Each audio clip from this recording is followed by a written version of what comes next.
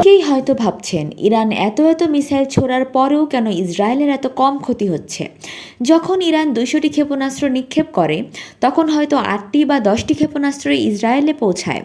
চলুন জেনে নেই তার কারণগুলো। যখন ইরানের ব্যালিস্টিক ক্ষেপণাস্ত্র ইস্পাহান থেকে ইসরায়েলের দিকে নিক্ষিপ্ত হয় তখন সর্বপ্রথম তাকে থামানোর চেষ্টা করে ইরাকে অবস্থানরত আমেরিকান সেনাবাহিনী, সংযুক্ত আরব আমিরাতে থাকা ফরাসি রাফায়েল যুদ্ধবিমান যেগুলো সৌদি আরবের আকাশসীমা ব্যবহার করার অনুমতি পায়, এবং পারস্য উপসাগরে টহল দেওয়া ইউএসএস কার্ল ভিনসন নামক বিমানবাহী রণতরী ও অত্যাধুনিক মিসাইল ডেস্ট্রয়ারগুলো। যদি ইরানি ক্ষেপণাস্ত্র এই আধুনিক প্রতিরক্ষা ব্যবস্থাগুলিকে ফাঁকি দিতে সক্ষম হয় তাহলে তাকে থামাতে আসে জর্ডানের বিমান বাহিনী, জর্ডানে অবস্থিত আমেরিকান ঘাঁটি এবং সাইপ্রাস থেকে উড়ে আসা ব্রিটিশ রয়্যাল এয়ারফোর্সের টাইফুন ও F-35 যুদ্ধ বিমান।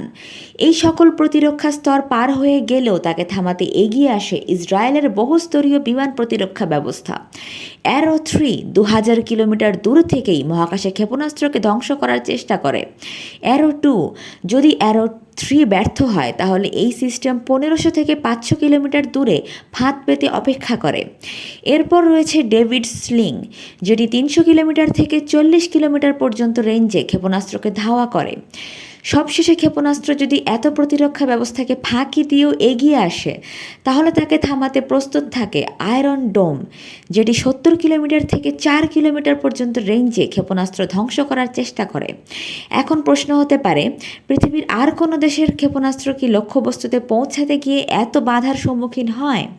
এবং মনে রাখতে হবে, ইরানের এই ব্যালিস্টিক ক্ষেপণাস্ত্রগুলো তারা নিজেরাই তৈরি করেছে, কিন্তু এগুলোকে প্রতিহত করতে যেসব প্রতিরক্ষা ব্যবস্থা কাজ করে সেগুলো বিভিন্ন উন্নত বিশ্বের দেশগুলোর সর্বোচ্চ প্রযুক্তির ফসল।